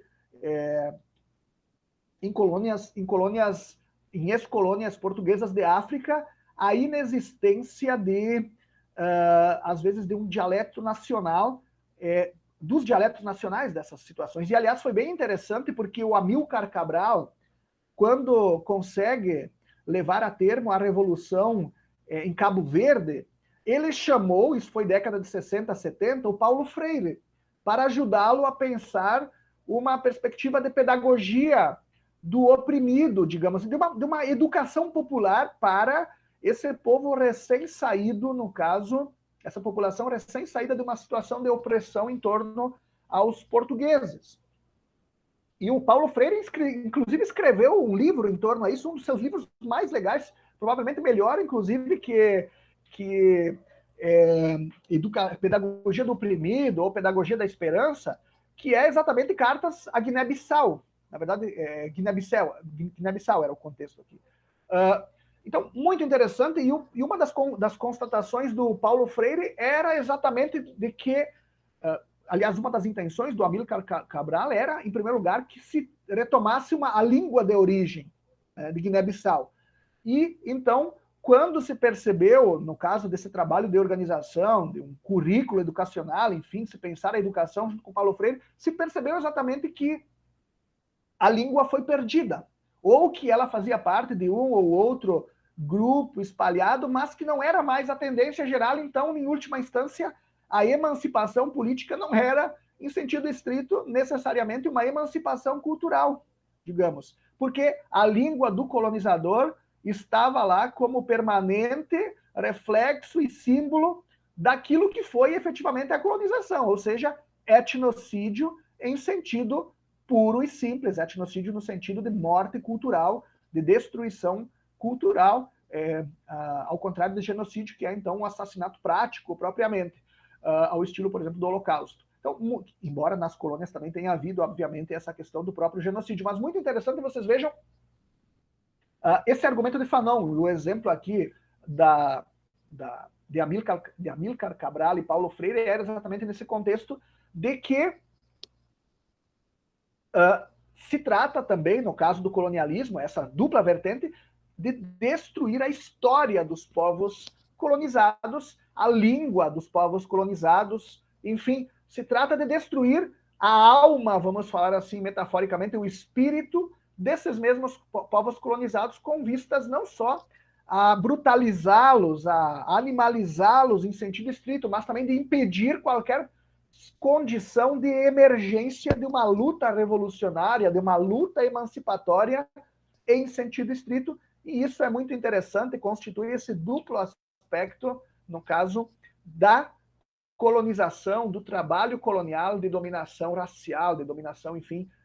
dos povos, dessas populações inferiorizadas, menorizadas. E é nesse sentido, então, que o colonialismo é definido por Fanon como um esforço, no caso, de provocar-se alienação cultural. E agora sim, então, alienação nesse sentido marxista do termo, em termos de desterritorialização simbólica, até modificando um pouco esse sentido clássico de alienação, de perda da identidade étnico-antropológica, da pertença ontológica, simbólica, enfim, dos povos em questão, dos povos escravizados. A alienação cultural aqui seria tão necessária quanto o arrefecimento disso que vocês veem aqui, que é do sadismo prático, da violência, da mutilação, do enjaulamento, no caso de se acorrentar os próprios escravizados. Portanto, mais uma vez, a alienação cultural tão importante quanto, no caso, essa situação de violência prática. E, aliás, é isso que gera, então, essa correlação de violência simbólica e material. E o Fanon nos diz, mais uma vez, quando refletimos nos esforços, vejam só que interessante essa passagem, quando refletimos nos esforços empregados para provocar a alienação cultural tão característica da época colonial, compreendemos, vejam só, que nada foi feito ao acaso e que o resultado global pretendido pelo domínio colonial era convencer os indígenas de que o colonialismo devia arrancá-los das trevas. Lembrem do argumento há poucos momentos do Albert Memmi, o colonialista que se aceita, isto é, quando de fato se faz do colonialismo um projeto político de dominação racial, nós temos não apenas, nesse caso, a violência material, mas a perspectiva aqui planificada tanto de violência material, óbvio, quanto, no nosso caso agora, de alienação cultural. O resultado conscientemente procurado pelo colonialismo era meter na cabeça dos indígenas que a partida do colono significaria para eles, os indígenas, o retorno à barbárie, ao aviltamento, à animalização. No plano do inconsciente, e lembrando que aqui o Frantz Fanon é médico-psiquiatra, e aliás da linha freudiana, diga-se de passagem, inclusive é por isso que ele é criticado pelo movimento LGBTQIA+, porque, só um adendo rapidamente, na perspectiva de subjetivação freudiana, nós temos, então, os clássicos complexo de Édipo e complexo de Eletra. No caso, portanto, é o binarismo de gênero e a heterossexualidade compulsória. O menino matura por meio da morte do pai e, portanto, digamos assim, de um digamos, simbólico casamento com a mãe, ou seja, na medida em que mata o pai, ele se torna o macho alfa, digamos assim, se torna homem, portanto, binarismo de gênero, ou então a menina, no caso do complexo de Édipo, na medida em que, apaixonada pelo pai, faz essa morte simbólica da mãe, nesse caso, então, toma o papel da mãe e, portanto, assume uma identidade feminina, correlação, portanto, de fisiologia, vagina e autocompreensão de gênero como mulher, no caso, assim como no caso do homem, correlação de sexo-gênero, pênis, autocompreensão normativa como homem. Essa é a versão clássica, no caso, do binarismo de gênero e da heterossexualidade compulsória. Por isso que quando vocês lerem, como nós vamos fazer a teoria queer ou mesmo o feminismo, um dos seus enfrentamentos mais básicos é exatamente a herança freudiana. Por isso que eles falam, inclusive, de uma perspectiva de gênero pós-freudiana. Mas, enfim, só nesse contexto que ele citou aqui a questão do inconsciente, só lembrando exatamente isso, que se trata de um médico psiquiatra, e exatamente por ser psiquiatra, no caso, de linha, naquele momento, freudiana. No plano do inconsciente, continuo, o colonialismo não pretendia ser visto pelo indígena como uma mãe doce e bondosa que protege o filho contra um ambiente hostil, mas sob a forma de uma mãe que a todo momento impede um filho fundamentalmente perverso de se suicidar, de dar livre curso a seus instintos maléficos. Então vejam sempre a ideia no caso do sujeito racializado, do sujeito menor, como alguém que, se for deixado ao seu livre curso, se autodestrói, e nesse sentido, então, a tutoria branca como uma forma de se evitar a autodestruição do menor, do menorizado, por si mesmo e de acordo com a sua dinâmica interna, digamos assim. A mãe colonial defende o filho contra ele mesmo, contra seu ego, contra a sua fisiologia, sua biologia. Vejam sempre essa ideia de sobredeterminação biológica da antropologia, da cultura, da normatividade, que dinamiza o colonialismo, e nesse caso os regimes de exceção, ao estilo do nazismo, do comunismo russo, do fascismo italiano, e então dos seus exemplares, em particular, no nosso caso, as ditaduras militares latino-americanas que se fundam nessa versão de Mussolini, no caso dos regimes de exceção, que é um fascismo, digamos assim, espiritualista. Então, muito interessante, mais uma vez, alienação cultural é um dos eixos estruturantes, no caso do projeto colonial, na medida em que ela possibilita, então, a destruição das raízes dos povos colonizados, impedindo, como consequência, qualquer perspectiva de reação, qualquer perspectiva de uma subjetivação, senão, digamos, saudável, como nós vamos ver logo adiante, o colonialismo é uma fábrica de doenças mentais, digamos assim, e daí a conclusão do Fanon de que na colônia é impossível haver tratamento psicológico, psiquiátrico dos sujeitos escravizados, porque eles apresentam tais problemas caudatários de situações como essa, conforme vocês veem aqui. Imaginem aqui a psique de cada um desses sujeitos. Vamos pensar aqui, se nós conseguíssemos só de maneira aproximada nos colocar nos lugares dessas pessoas, imagine o tipo de psique, digamos, que se desenvolve num contexto de relação propriamente colonial. Mas muito interessante no caso que, como eles diziam,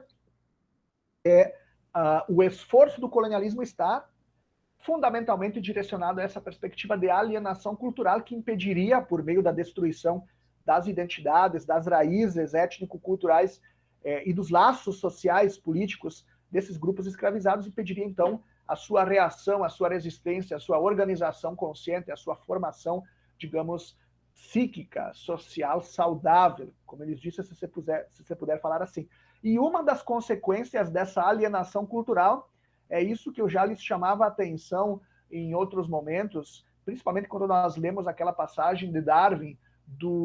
da comparação entre o crânio do negro e do alemão. Uma das consequências, então, dessa alienação cultural é exatamente a construção do negro genérico, do índio genérico, isto é, sem qualquer identidade, sem qualquer diferenciação e, portanto, como uma mera fantasmagoria ampla, no caso, que colocaria todos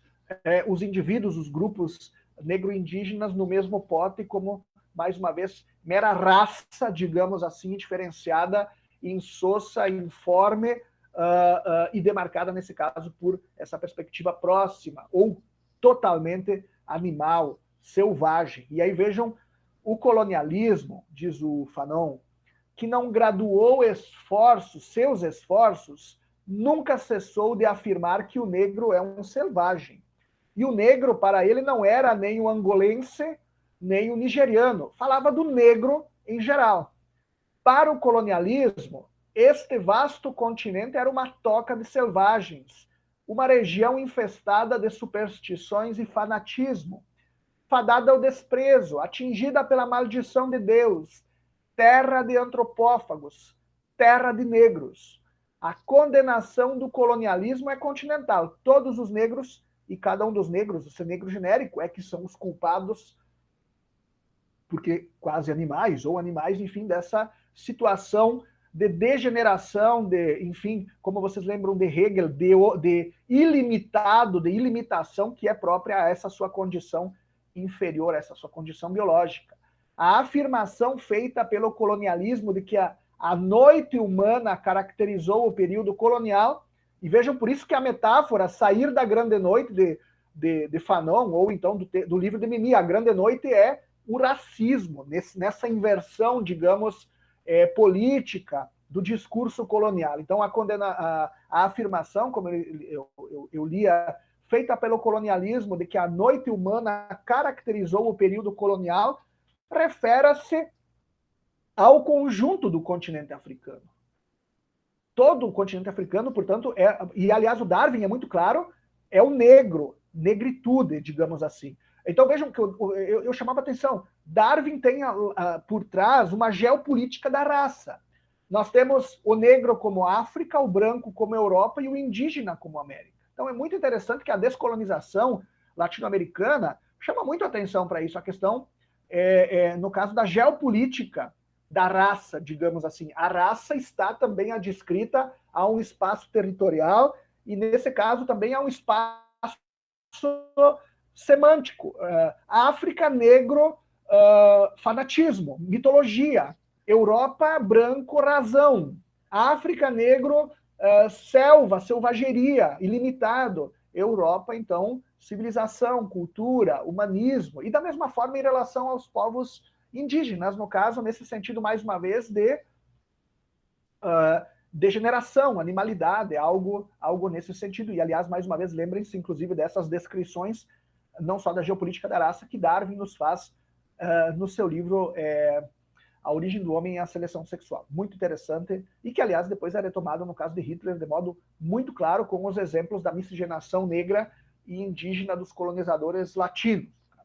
Muito interessante isso. E aí, vejam, os esforços do colonizado para se reabilitar e escapar à dentada colonial inscrevem-se, logicamente, em uma perspectiva que é a mesma do colonialismo. O intelectual colonizado que se afastou bastante da cultura ocidental e teima em proclamar a existência de uma cultura, não o faz nunca em nome de Angola ou da Omé. A cultura que é afirmada é a cultura africana. O negro que jamais foi tão negro como... Essa passagem é muito forte, muito importante, como eles dizem, em termos de teoria política contemporânea. O negro que jamais foi tão negro como a partir do instante em que esteve sob o domínio do branco. É aquela ideia de que o negro não é. Ele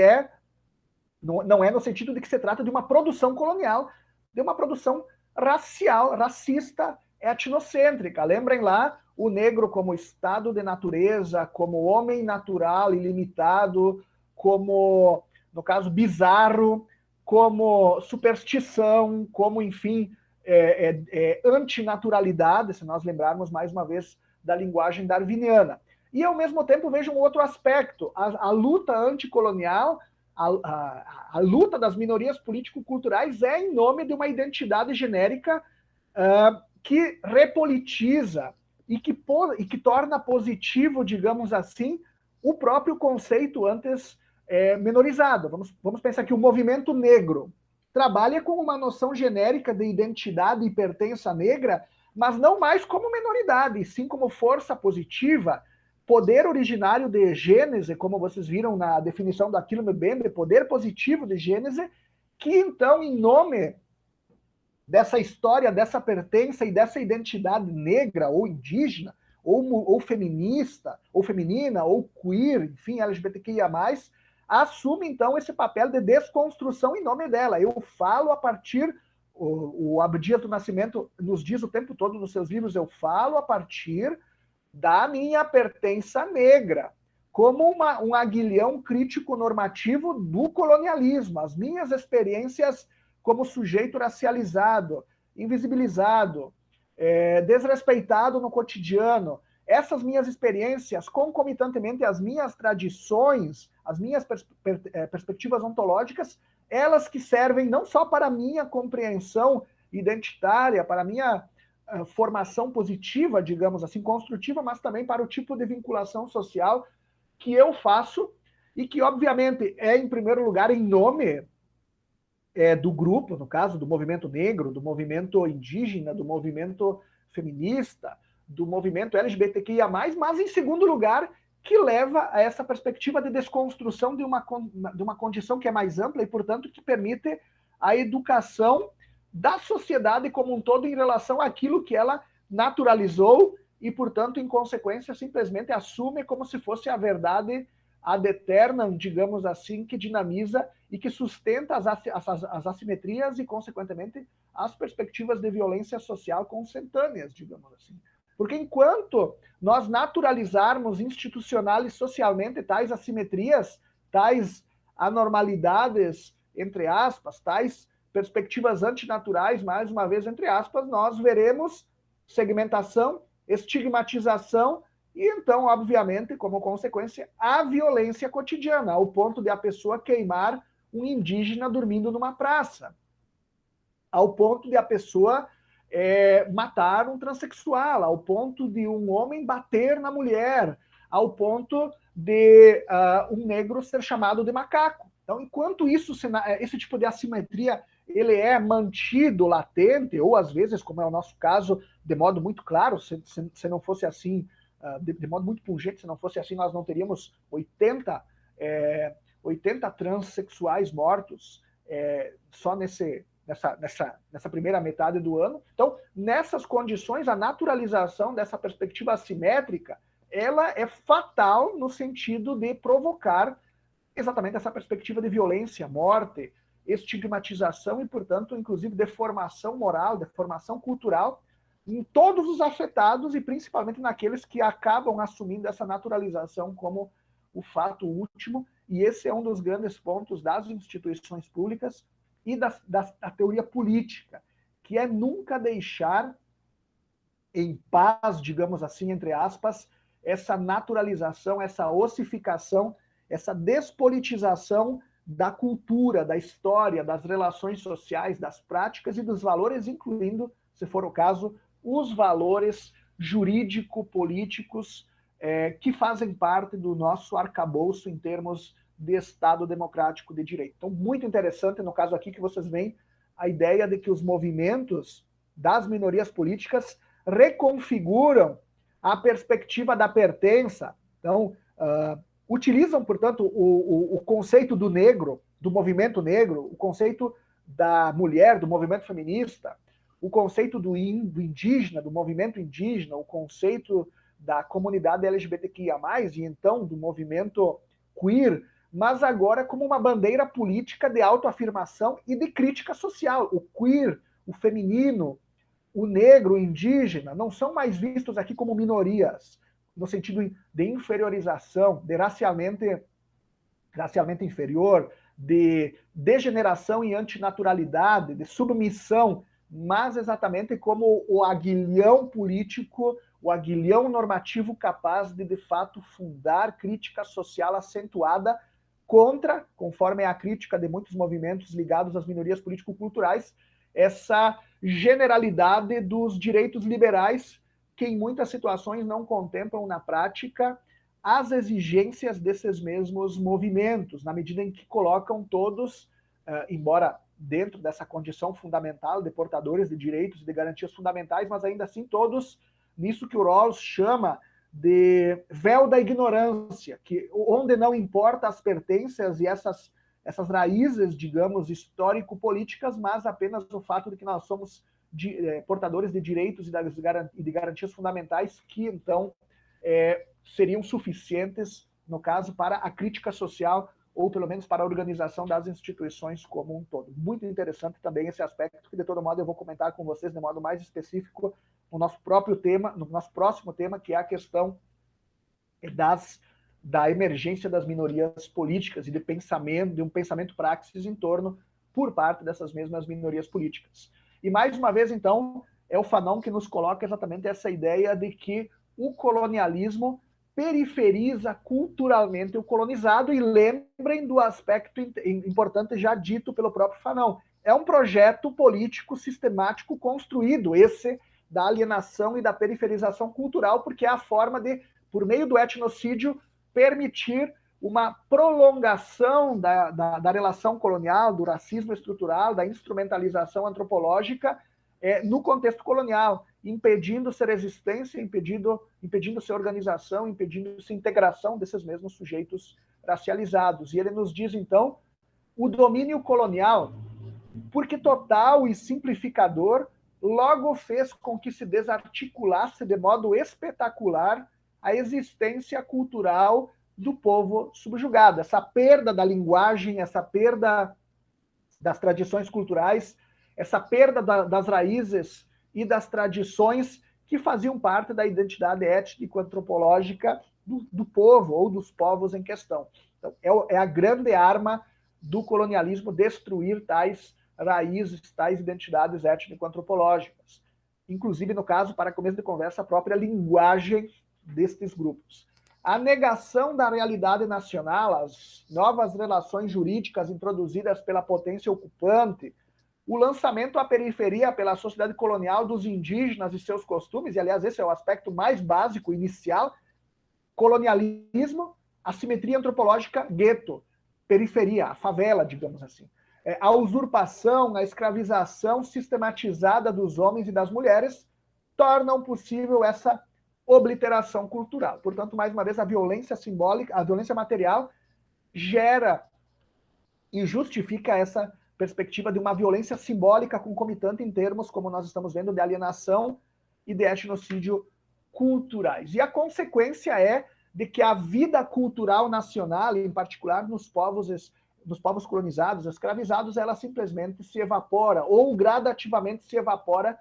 por meio dessa correlação de violência material e de violência simbólica, de apagamento, de alienação cultural. Ao cabo de 1 ou 2 séculos de exploração, continua o Fanon, produz-se uma verdadeira emaciação do panorama cultural nacional.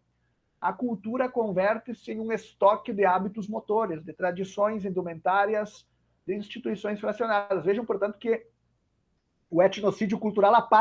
não só apaga a história, as pertenças, mas também emperra o próprio presente. Viram que ele colocou aqui que se trata, ao longo da consolidação da colonização, de uma repetição de tradições ossificadas que não tem mais, digamos, que não levam mais ao fortalecimento das identidades, das raízes e, portanto, da resistência contra esse processo amplo de imposição da cultura branca, e inclusive da linguagem do colonizador, que acabam se tornando a própria forma de autocompreensão dos sujeitos colonizados. Observa-se, em consequência, pouca mobilidade. Não há criatividade genuína, não há efervescência. Miséria do povo, opressão nacional e inibição da cultura são uma só e a mesma coisa. Após um século de domínio colonial, encontra-se uma cultura de extrema rigidez, sedimentada, mineralizada no sentido de reprodução de funções orgânicas, digamos assim. O desaparecimento da realidade nacional e a agonia da cultura nacional mantém relações de dependência recíproca. Então, portanto, a colonização emperra, ossifica e, em última instância, tenta e, às vezes, consegue destruir as culturas das populações nativas, concomitantemente a essa situação de instrumentalização permanente das relações sociais e, portanto, de exploração direta direcionada à metrópole das riquezas nacionais, ou direcionada, enfim, apenas, no caso, às raças, às classes superiores, às raças, no caso, superiores. Então, 2 últimas passagens, apenas para nós concluirmos esse tópico que eu queria trazer para vocês, da falsificação da história e, portanto, da tentativa de etnocídio cultural como um dos eixos estruturantes do colonialismo. Os últimos 2 pontos, o primeiro desses últimos 2 pontos que eu queria trazer para vocês diz respeito a essa correlação de colonialismo e doenças mentais, e lembrando mais uma vez, no caso, que Frantz Fanon é um médico psiquiatra, a verdade é que a colonização, em sua essência, já se apresentava como uma grande fornecedora dos hospitais psiquiátricos. Em diversos trabalhos científicos, temos desde 1954 chamado a atenção dos psiquiatras franceses e internacionais, lembrando que Fanon fez doutorado nos na França, no caso, se eu não me engano, em Lyon, chamado a atenção dos psiquiatras franceses e internacionais para a dificuldade que havia de curar corretamente um colonizado, isto é, de o tornar homogêneo de parte a parte com um meio social de tipo colonial regular e importante, colonial. Regular e importante, era outra passagem, patologia mental produzida diretamente pela opressão. Aliás, é só importante lembrar, é uma curiosidade de todo modo, que a tese de doutorado de Fanon sobre essa questão dos problemas psicológicos, psiquiátricos próprios à colonização é exatamente aquele seu livro Pele Negra, Máscaras Brancas, que foi recusada pela Faculdade de Medicina de Lyon. Ele teve que escrever uma nova tese porque não foi essa ideia do racismo como produtor de doenças psiquiátricas foi recusada, no caso, ainda na época, pela Universidade de Lyon, lembrando que na época ainda exatamente Martinica, que é o caso aqui, ou Argélia, enfim, vários dos países vários dos países africanos, Argélia em particular, estavam sob domínio, eram colônias, no caso, de França. E vejam, 1954, após a Segunda Guerra Mundial, após a ONU, após a Declaração Universal dos Direitos Humanos e, portanto, após esse combate acirrado aos regimes de exceção em solo europeu, o que nos mostra, mais uma vez, essa questão das contradições da modernização que nós vimos ontem e nas duas aulas anteriores por parte do próprio Fanon, por parte do Memmi e principalmente por parte do Césaire. Mas então vocês vejam aqui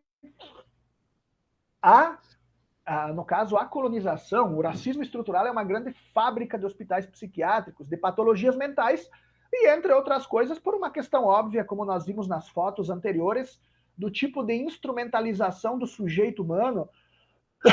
de animalização, de desrespeito, de violência simbólico-material contra esse mesmo sujeito humano, que o tornam, basicamente, uma coisa que não é uma coisa. Nós simplesmente não perderemos a nossa condição psíquica normativa, senão que, nesse caso, então, da colonização, se terá exatamente a emergência de situações patológicas várias, por causa, mais uma vez, do contexto do racismo estrutural. E a última, então, questão consentânea à anterior, está em consequência que o colonialismo despersonaliza o colonizado, não apenas naquela ideia do negro, do índio genéricos, ok? Mas também no sentido, por meio dessa sua condição dessa sua submissão a uma condição de violência simbólico-material e mesmo da questão da alienação, do etnocídio culturais, levando então a um desvio de personalidade ou enfim a uma deturpação em termos de formação da personalidade, digamos assim. E ele nos diz então porque o colonialismo não faz senão despersonalizar o colonizado. Essa despersonalização é sentida também no plano coletivo, ao nível das estruturas sociais, tanto coletivamente quanto intersubjetivamente. Então, nós temos, por meio do racismo estrutural, essa deturpação ou tentativa de deturpação da personalidade dos sujeitos, grupos escravizados, menorizados. O povo colonizado vê-se, então, reduzido a um conjunto de indivíduos que só encontram fundamento na presença do colonizador. E despersonalizado, portanto, vocês vejam que se trata exatamente dessa ideia, no caso, de que ele é como um menor, como uma mera coisa, como algo mineral, que é o termo que o Fanon usa,